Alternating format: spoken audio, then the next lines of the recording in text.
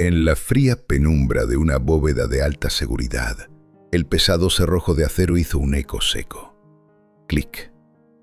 La antigua caja de terciopelo desgastado se abrió lentamente, revelando un resplandor casi cegador en la oscuridad.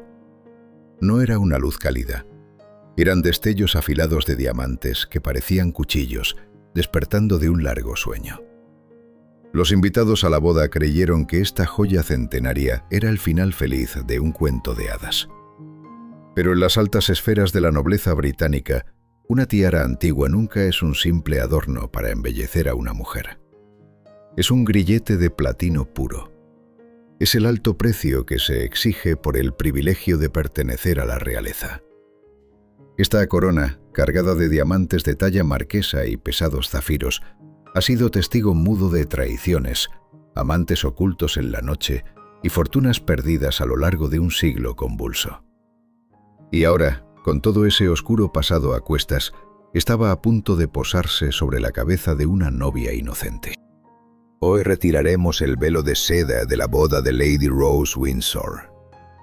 Detrás de las sonrisas ensayadas y los vestidos impecables, descubriremos el secreto y el peso asfixiante que esconden las joyas más codiciadas de la corona. El día de su boda, Lady Rose, hija de los duques de Gloucester, caminó hacia el altar como la encarnación de la gracia clásica. Su vestido era de una sencillez exquisita, un lienzo en blanco perfecto. Pero todas las miradas en la iglesia estaban clavadas en su cabello.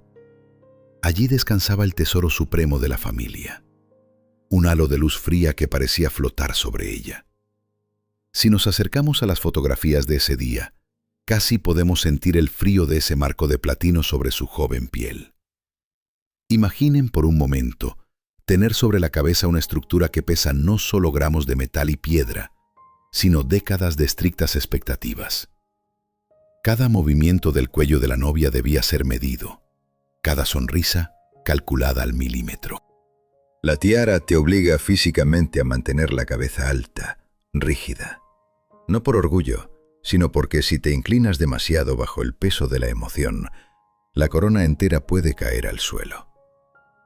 La multitud en las calles aplaudía con fervor. Los flashes estallaban sin descanso. En la superficie era un triunfo del amor romántico. Pero en las primeras filas de la iglesia, las ancianas matriarcas de la nobleza observaban en un silencio sepulcral. Ellas conocían la dolorosa verdad de su clase. Sabían que, al aceptar llevar esa reliquia familiar, Lady Rose estaba firmando en silencio un contrato perpetuo. Entregaba su libertad al implacable altar de la tradición, y al ver esa imagen de aparente perfección, es imposible no hacer una pausa y preguntarse: ¿aceptarían ustedes o dejarían que sus propias hijas aceptaran una vida de lujos infinitos y palacios si el verdadero precio a pagar fuera vivir siempre bajo el peso de un deber familiar que asfixia lentamente cualquier libertad personal? Londres. Año 1901. El rey Eduardo VII acaba de subir al trono del imperio más poderoso de la tierra.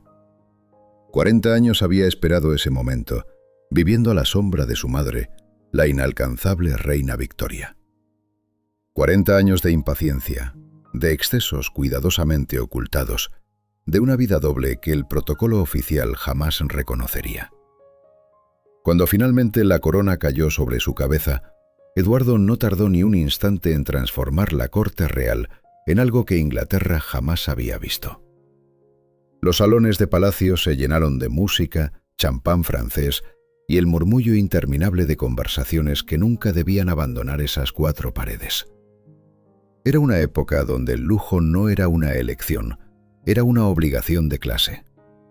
Y en el centro de todo ese torbellino de opulencia brillaban las joyas. Los joyeros más exclusivos de Londres, París y Ámsterdam recibían encargos que nunca aparecían en ningún registro oficial. Las piedras más perfectas del mundo viajaban en cajas de terciopelo negro, sin etiqueta, sin nombre de destinatario. Solo una dirección discreta en Mayfair o en los alrededores del Palacio de Buckingham. ¿Para quién eran esas joyas? Rara vez para las esposas legítimas. La corte de Eduardo VII era famosa en toda Europa por algo que ningún historiador oficial se atrevía a escribir con claridad. El rey no ocultaba sus afectos extracurriculares. Los cortesanos lo sabían. Los diplomáticos extranjeros lo sabían. Hasta los sirvientes más humildes lo sabían.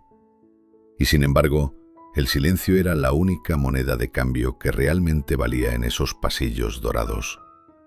Las damas de la alta sociedad que gozaban del favor real recibían obsequios de valor incalculable: collares de perlas, broches de esmeraldas, tiaras de diamantes. Cada piedra era en realidad el precio de una promesa no pronunciada, el precio del silencio eterno. Y los diamantes de talla marquesa, esas piedras alargadas y afiladas como lenguas, eran las preferidas de esta época por una razón muy concreta. Su forma especial multiplicaba el brillo con menos quilates. Daban la apariencia de una extravagancia mayor de la que realmente se había pagado. Incluso en la generosidad, la aristocracia calculaba hasta el último penique. Piénsenlo un momento. Mientras las familias trabajadoras de Manchester y Liverpool sobrevivían con salarios miserables en las fábricas, en los salones de Londres una sola tiara podía representar el salario de toda una vida de un obrero honrado. En este mundo de luces cegadoras y sombras aún más oscuras, fue creada nuestra tiara. No sabemos con certeza el nombre de quien la encargó. Los archivos de la época son llamativamente incompletos en ciertos detalles. Y en la alta aristocracia británica, los archivos incompletos no son nunca un accidente. Pero sí sabemos algo. Cada uno de los detalles de su diseño habla el idioma perfecto de esta época escandalosa. El platino sin peso, casi invisible, para que las piedras brillen sin distracciones. Los motivos florales delicados que en la estética Art Nouveau escondían siempre mensajes que las palabras no podían pronunciar en público. Y esos grandes diamantes centrales de talla marquesa, tan afilados, tan calculadamente brillantes. Mientras el pueblo británico admiraba el resplandor de esas piedras desde la distancia, nadie preguntaba en voz alta qué oscuros secretos intentaba enterrar para siempre aquel que las pagó. Hay un detalle en la historia de esta tiara que debería hacernos detener y pensar.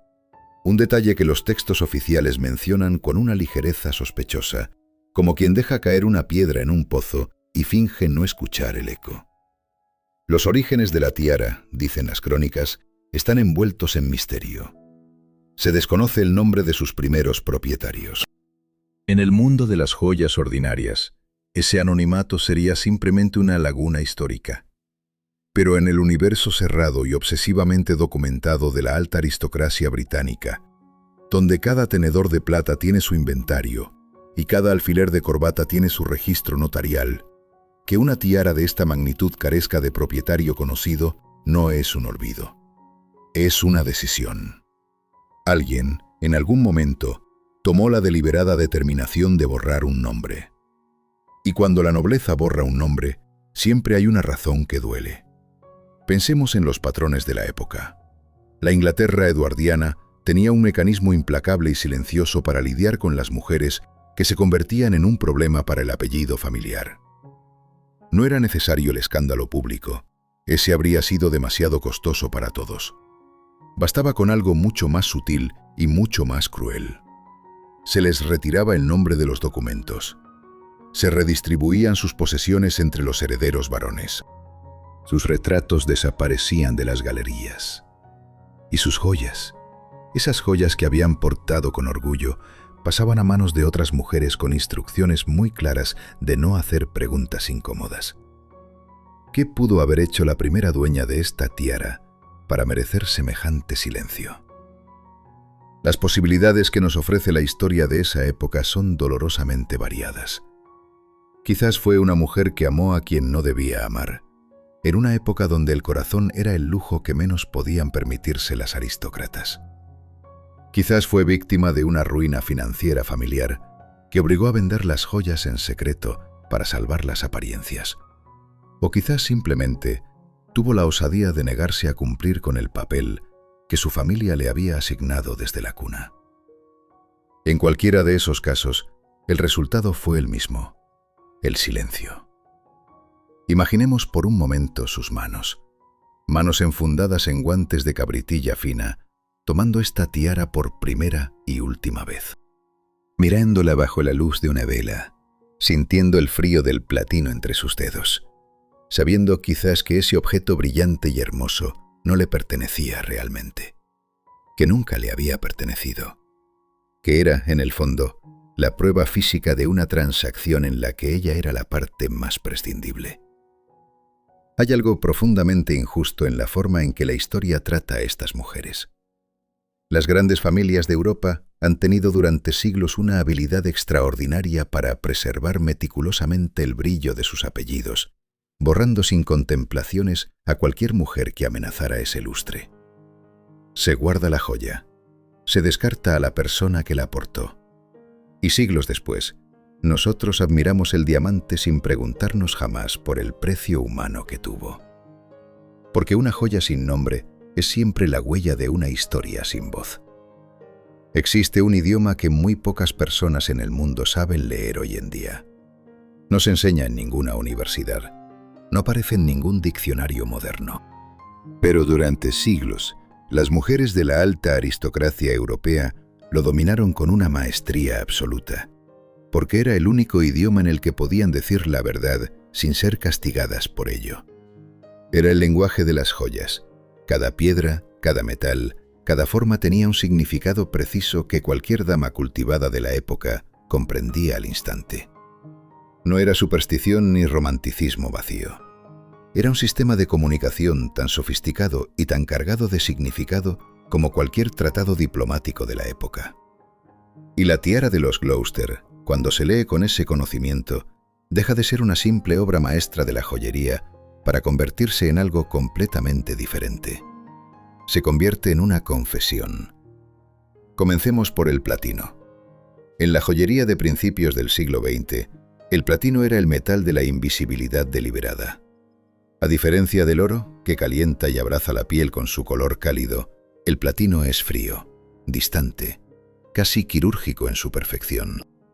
Los joyeros de la era eduardiana lo describían como el metal perfecto para sostener diamantes porque desaparece, dejando que las piedras parezcan flotar en el aire. En otras palabras, el platino existe para borrarse a sí mismo, para servir sin ser visto. ¿Les suena familiar ese concepto aplicado a las mujeres de esa época? Pasemos ahora a los diamantes de talla marquesa que ocupan el lugar central de la tiara. La historia oficial los describe como símbolos de inocencia y belleza, y técnicamente es cierto. Pero hay otra verdad que los gemólogos de la corte conocían perfectamente. La talla marquesa fue creada, según la leyenda joyera más extendida, por encargo del rey Luis XV de Francia para una de sus favoritas. Su forma alargada y puntiaguda en ambos extremos fue diseñada específicamente para imitar la forma de los labios de una mujer sonriente. Una sonrisa perpetua. Una sonrisa que no se puede borrar aunque se quiera. ¿Cuántas mujeres de la aristocracia británica llevaron esa sonrisa grabada en platino sobre sus cabezas mientras lloraban por dentro? Y llegamos finalmente a las perlas. Las perlas. La versión oficial de la historia las celebra como símbolos de modestia, pureza y feminidad. Y durante generaciones, esa fue la interpretación que se enseñó en los salones y en las escuelas de señoritas de toda Europa. Pero en los círculos más íntimos de la aristocracia existía otra interpretación, una que se susurraba entre mujeres, de madre a hija, como una advertencia silenciosa antes de una boda. Las perlas, a diferencia de todas las demás piedras preciosas, no nacen de la tierra, nacen del dolor.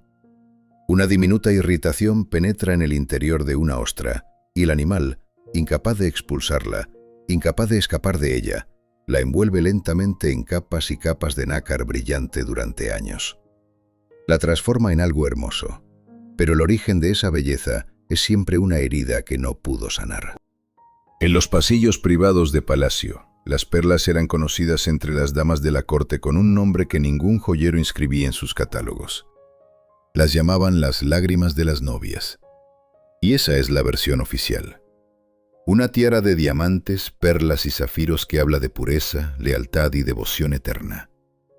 Pero para la mujer que debía usarla, cada perla era un recordatorio silencioso e implacable de lo que nunca podría decir en voz alta dentro de esas paredes doradas.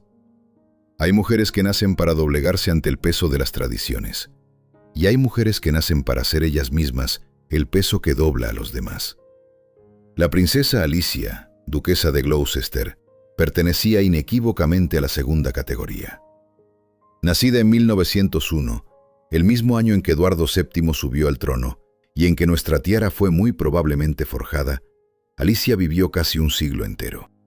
97 años de una existencia marcada por una disciplina de hierro, una lealtad inquebrantable a la corona y una capacidad sobrehumana para soportar las tragedias privadas sin permitirse jamás el lujo público de una lágrima visible. Perdió a su hijo mayor en un accidente de aviación durante la Segunda Guerra Mundial. Sobrevivió a su marido. Sobrevivió a décadas de cambios sociales que habrían desconcertado a cualquier persona de su generación.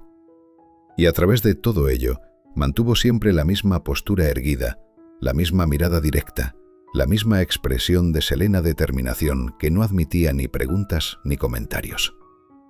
Era, en el sentido más literal de la palabra, inamovible. Cuando la tiara llegó a su custodia, Alicia comprendió instintivamente lo que representaba. No era simplemente una joya familiar de valor incalculable. Era el símbolo visible de la continuidad del linaje de los Gloucester. Y la continuidad del linaje era, para Alicia, algo tan sagrado como cualquier ceremonia religiosa. Quienes la conocieron en los círculos privados de la corte describían un ritual que se repetía invariablemente cuando alguna joven entraba en el círculo familiar, ya fuera por matrimonio o por nacimiento. La duquesa la observaba durante un tiempo prudencial, con esa mirada evaluadora que hacía sentir a sus interlocutoras como si estuvieran siendo examinadas bajo una lupa de cristal de roca. Y luego, sin decir una sola palabra sobre joyas o tradiciones, tomaba alguna decisión sobre el acceso al joyero familiar, que comunicaba con absoluta claridad lo que pensaba de la recién llegada. Si la joya llegaba a tus manos, eras aceptada. Si no llegaba, no necesitabas que nadie te explicara nada más. Era un sistema de jerarquía tan antiguo como la propia aristocracia y tan efectivo como cualquier decreto real. Las joyas de la familia no se prestaban, se concedían. Y esa distinción lo era todo. Imaginen por un momento la tensión de una reunión familiar en los salones de Barnwell Manor, la residencia de los Gloucester en Northamptonshire. Las cortinas de terciopelo bordeando las altas ventanas, el tic-tac de los relojes de pie en los pasillos, las tazas de porcelana que apenas hacen ruido al posarse sobre sus platillos, porque en presencia de la duquesa incluso los objetos inanimados parecían contenerse. Y en el centro de todo, Alicia, con su espalda perfectamente recta y sus manos perfectamente quietas sobre el regazo, observando, siempre observando. Bajo su custodia la tiara no envejeció, no en el sentido físico de la palabra. Alicia se aseguraba de que cada piedra fuera revisada, cada engaste comprobado, cada milímetro de platino inspeccionado con la misma atención meticulosa con que supervisaba cualquier otro aspecto de la vida familiar. Para ella, permitir que una reliquia familiar se deteriorara habría sido tan impensable como permitir que el apellido de los Gloucester perdiera su lustre en la opinión pública. La joya se conservaba perfecta, inmutable, lista para la siguiente mujer que demostrara ser digna de cargar con su peso. Pero Alicia también sabía, con esa sabiduría silenciosa que solo dan los años y las pérdidas, que ninguna joya, por perfecta que sea su conservación, puede detener el paso del tiempo. Que llegará siempre el momento en que la mano que sostiene el estuche de terciopelo comience a temblar.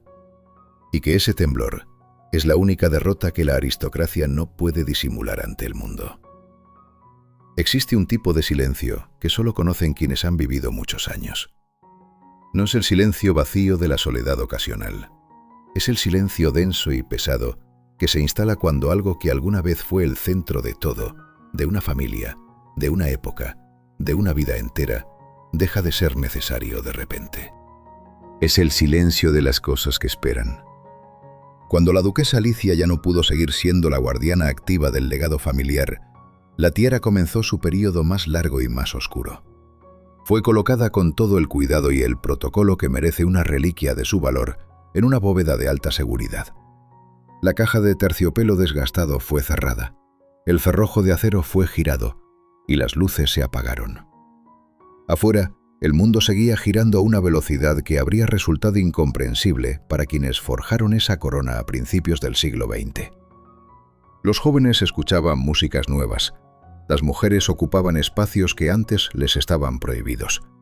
Las fronteras de lo posible se redibujaban cada década con una urgencia que no esperaba permiso de nadie. Pero dentro de la bóveda, el tiempo no existía. Los diamantes de talla marquesa permanecían en su perfecta inmovilidad, sin nadie que los admirara. Las perlas, esas lágrimas de nácar que habían costado años de dolor a las ostras que las produjeron, reposaban en oscuridad total sin una sola fuente de luz que arrancara su brillo característico. Los zafiros guardaban su color profundo y su frialdad azul para nadie. Una joya sin quien la mire es, en cierto modo, la cosa más triste del mundo. Y aquí conviene detenerse un momento, porque esta imagen de la tiara en su exilio oscuro nos habla de algo que va mucho más allá de las joyas y la aristocracia. Nos habla de una paradoja muy humana que muchos de nosotros hemos visto de cerca en algún momento de la vida. Las familias que más se esfuerzan por acumular y preservar, por guardar y proteger, son con frecuencia las que menos tiempo encuentran para disfrutar de lo que tienen. El servicio de porcelana fina que se guarda para las ocasiones especiales que nunca llegan. El vestido elegante que espera en el armario un momento que se va aplazando indefinidamente. Los ahorros de toda una vida que se entregan a herederos que jamás supieron el esfuerzo que costaron. La tiara de los Gloucester era la versión aristocrática de esa misma paradoja universal.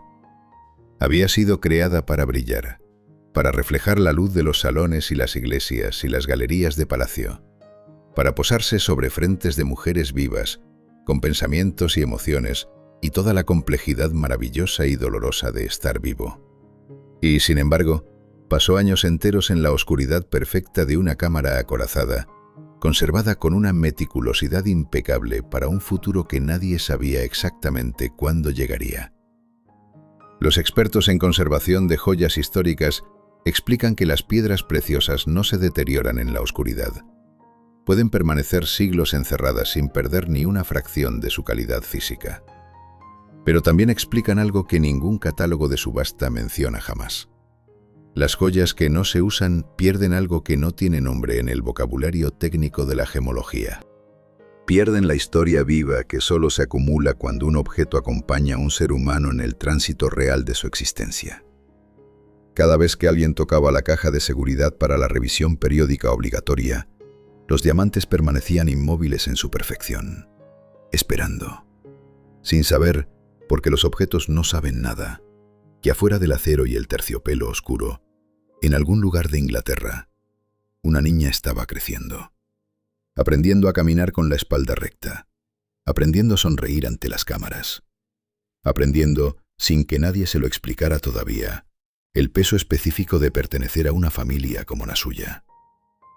Y aquí no puedo evitar pensar en algo que quizás muchos de ustedes han sentido alguna vez. Hay tesoros que guardamos durante años con tanto cuidado, que terminamos sirviendo a la joya en lugar de que la joya nos sirva a nosotros.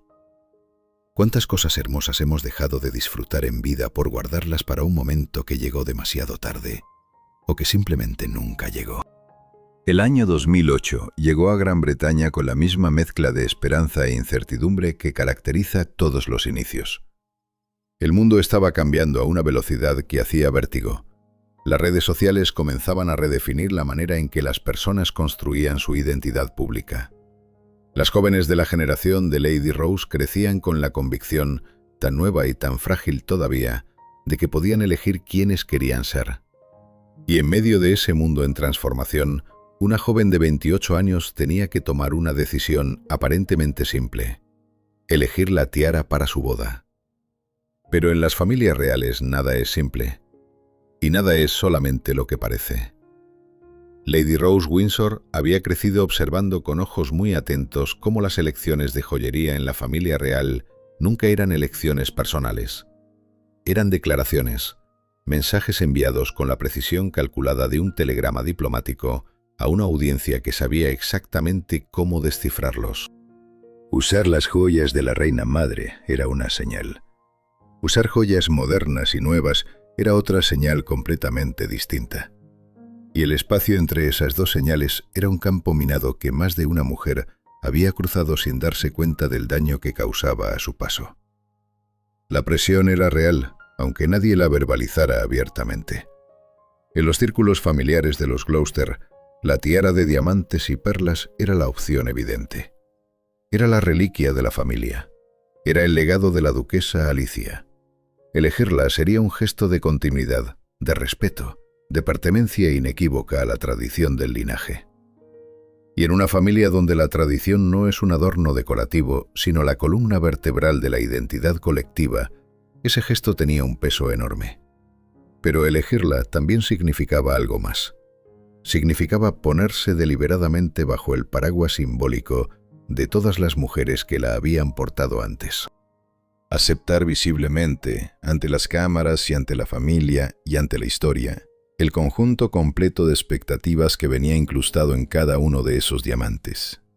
Era un sí que iba mucho más allá del sí que pronunciaría ante el altar. Imaginemos la mañana de la boda. Las doncellas moviéndose con pasos suaves y rápidos alrededor de Lady Rose. El olor del maquillaje y de las flores frescas mezclándose en el aire de la habitación. El murmullo tenso y concentrado de quienes tienen una tarea importante entre manos y saben que no hay margen para el error. Y entonces, el momento. La caja de terciopelo se abrió por primera vez en años. Los diamantes captaron la luz tímida de la mañana y la devolvieron multiplicada en cientos de destellos que bailaron brevemente por las paredes de la habitación. Alguien tomó la tiara con las dos manos, con el cuidado reverencial que se reserva para los objetos que pesan más de lo que indican los gramos de su metal, y la colocó lentamente sobre el cabello perfectamente trabajado de la novia. La habitación entera contuvo el aliento. Los peluqueros ajustaron el último alfiler de sujeción con una delicadeza de cirujanos. El vestido de novia, con su sencillez exquisita y estudiada, enmarcaba la figura de Lady Rose con una elegancia que no necesitaba adornos. Y la tiara, esa corona centenaria que había sobrevivido guerras y escándalos y décadas de oscuridad en una bóveda, descansaba ahora sobre su cabeza con una naturalidad que casi resultaba inquietante. Lady Rose se miró al espejo, y el reflejo que le devolvió la mirada ya no era solamente el de una novia emocionada en la mañana de su boda. Era también el reflejo de la primera dueña sin nombre. Era el reflejo de la duquesa Alicia con su espalda de acero y su mirada inapelable. Era el reflejo de todas las mujeres que habían cargado ese mismo peso antes que ella, con distintos grados de resignación y de orgullo y de dolor silencioso. En ese espejo, Lady Rose vio de golpe y sin advertencia previa la cadena completa de la que ahora formaba parte. Y dicen quienes estuvieron presentes en esa habitación que tardó exactamente 3 segundos en apartar la mirada del espejo. 3 segundos que debieron sentirse como 3 años. Las campanas de la capilla de San Jorge en Windsor resonaron sobre los tejados de la ciudad con esa gravedad solemne que solo tienen las campanas que llevan siglos anunciando los momentos más importantes de una nación. El sonido subió por encima de los árboles del gran parque y se dispersó sobre los tejados húmedos de la mañana inglesa como una proclamación. Algo estaba ocurriendo, algo que importaba. Y dentro de la capilla, entre el olor a piedra antigua y flores blancas y el suave crujido de los bancos de madera centenaria bajo el peso de los invitados, la imagen de Lady Rose avanzando por el pasillo central produjo un efecto que muy pocos eventos son capaces de producir en una sala llena de personas acostumbradas a todo. El silencio absoluto. No el silencio incómodo de quien no sabe qué decir, sino ese otro silencio, más raro y más poderoso, que se instala cuando la belleza de algo supera la capacidad inmediata del lenguaje para describirlo. La tiara captaba la luz de los vitrales de colores y la transformaba en algo completamente diferente. Los diamantes devolvían fragmentos de rojo y azul y dorado que bailaban brevemente sobre las paredes de piedra antes de desvanecerse. Las perlas absorbían la luz en lugar de reflejarla, creando alrededor de la cabeza de la novia un halo suave y difuso que los fotógrafos persiguieron sin descanso durante toda la ceremonia. Era, objetivamente, una imagen de una belleza extraordinaria. Pero las imágenes extraordinarias siempre tienen dos lecturas simultáneas, la que ve el público general y la que leen quienes saben dónde mirar. El público general vio un cuento de hadas moderno. Una joven aristocrática, elegante y radiante, uniéndose en matrimonio con el hombre elegido, mientras su familia la rodeaba de tradición y belleza. Los medios de comunicación de toda Europa reprodujeron las fotografías con titulares que hablaban de romance, de elegancia clásica, de la vigencia eterna de la monarquía británica como institución capaz de reinventarse sin perder su esencia. Pero en las primeras filas de la capilla, entre los invitados de rango más alto, los mensajes que se intercambiaban eran de naturaleza completamente diferente. Y se intercambiaban, como siempre en estos círculos, sin palabras. Una inclinación de cabeza casi imperceptible de una condesa anciana hacia su acompañante. Una sonrisa brevísima entre dos damas que se conocían desde hacía décadas.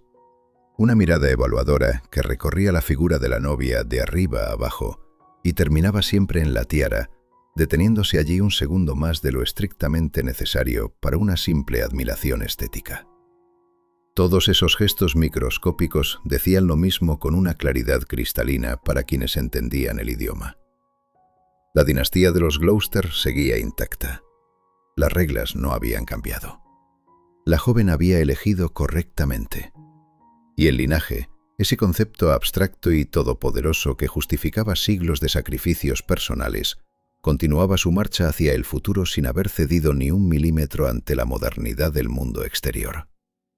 Era un triunfo, pero era el triunfo de las apariencias, y como todos los triunfos de esa naturaleza, tenía un costo que no aparecía en ninguna fotografía oficial. Fuera de la capilla, algo inesperado estaba ocurriendo entre el público general que seguía el evento. Las imágenes de Lady Rose con su tiara familiar comenzaron a circular con una velocidad que los organizadores del evento no habían anticipado. Y la respuesta que generaron no fue simplemente la admiración pasiva ante la belleza de una joya histórica. Fue un despertar. Diseñadoras de moda nupcial en Madrid, en Ciudad de México, en Buenos Aires, en Lima, reportaron en las semanas siguientes un fenómeno que no habían visto en décadas. Las novias jóvenes llegaban a sus talleres con fotografías de Lady Rose y pedían algo específico. No querían imitar el vestido, que era de una sencillez que resultaba paradójicamente difícil de reproducir. Querían la tiara. O más precisamente, querían el concepto que la tiara representaba. Querían la conexión visible con algo más grande que ellas mismas. Querían el peso tangible de una historia que las precedía y las sobreviviera. Querían, en definitiva, exactamente aquello de lo que Lady Rose había tardado 3 segundos en apartar la mirada esa mañana frente al espejo. La ironía era perfecta y completamente involuntaria. Lo que para Lady Rose representaba el peso de una obligación histórica ineludible, para miles de novias anónimas alrededor del mundo hispanohablante, se convertía de repente en el símbolo más romántico y deseable de una ceremonia nupcial. La jaula dorada, vista desde fuera y desde la distancia, siempre parece un palacio. Hay un momento en la vida de cualquier objeto que ha sobrevivido a sus dueños en que deja de ser un objeto. Se convierte en algo más difícil de nombrar. Una memoria con peso físico. Un testigo mudo que acumula historia sin poder contarla. Una pregunta que nadie ha formulado todavía con las palabras exactas. La tiara de los Gloucester volvió a su caja de terciopelo esa noche de 2008 con algo nuevo incrustado en su historia. Ya no era solo la joya de una época escandalosa. Ya no era solo un instrumento de control de una matriarca de hierro. Ya no era solo el mensaje cifrado de mujeres que no podían hablar en voz alta. Era también el recuerdo de una novia que tardó 3 segundos en apartar la mirada de su propio reflejo. 3 segundos que ningún diamante puede comprar y ningún protocolo puede borrar. El cerrojo de acero se cerró de nuevo, y en la oscuridad perfecta de la bóveda, los diamantes volvieron a su silencio milenario, esperando, como siempre han esperado, a la siguiente mujer que tenga el valor o la obligación de abrirlos. Porque eso es lo que hacen las reliquias familiares en las dinastías como esta. Esperan, con una paciencia que avergüenza a los seres humanos, que somos tan impacientes, tan urgentes, tan desesperadamente necesitados de que las cosas ocurran ahora y no después. Las joyas no tienen prisa. Las tradiciones no tienen prisa. Solo las personas tenemos prisa, porque solo las personas sabemos que el tiempo que tenemos es finito. Y aquí es donde la historia de esta tiara deja de ser la historia de una familia noble británica, para convertirse en algo que nos pertenece a todos.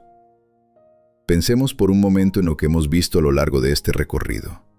Una joya creada en una época de excesos y silencios comprados, portada por mujeres cuyos nombres fueron borrados con una eficiencia que da escalofríos. Custodiada por una matriarca que convirtió la preservación del legado en la razón central de su existencia. Dormida durante años en una oscuridad que no conoce el paso del tiempo. Y finalmente colocada sobre la cabeza de una joven que tuvo exactamente 3 segundos de duda antes de aceptar todo lo que esa corona significaba. ¿Qué nos dice esa historia sobre nosotros mismos? Nos dice que el peso del linaje, de la familia, de las expectativas heredadas, no es un fenómeno exclusivo de la realeza británica.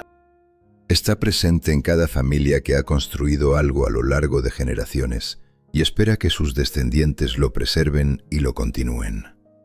Está presente en cada tradición que se transmite de abuelos a padres y de padres a hijos, con la fuerza silenciosa de lo que nunca se cuestiona, porque siempre ha sido así. Muchos de ustedes que nos acompañan hoy han vivido esa tensión desde los 2 lados. Han sido los jóvenes que recibieron el peso de las expectativas familiares y con el tiempo, quizás sin darse cuenta del todo, se han convertido en quienes transmiten ese peso a la siguiente generación. Es un círculo. Siempre ha sido un círculo. Y la pregunta que esta tiara, con todo su siglo de historia acumulada, nos lanza desde la oscuridad de su bóveda de seguridad, es una pregunta que no tiene una respuesta correcta universal. Es una pregunta que cada familia, cada persona, debe responder por sí misma en el silencio de su propia conciencia. La duquesa Alicia eligió el legado.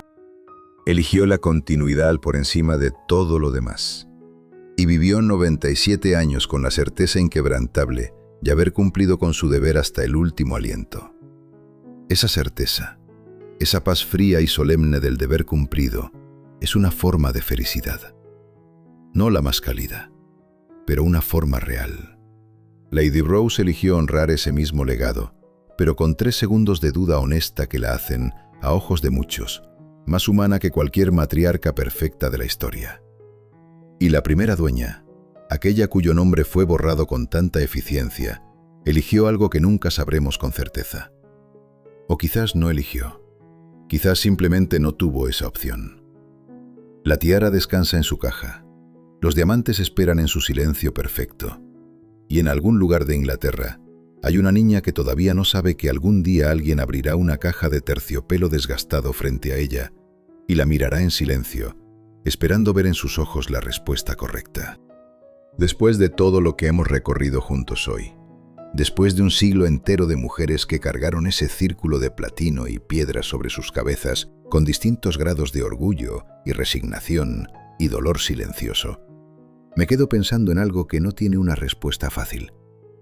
Y creo que ustedes, que han vivido lo suficiente para conocer el peso real de las obligaciones familiares, son quienes mejor pueden responderla.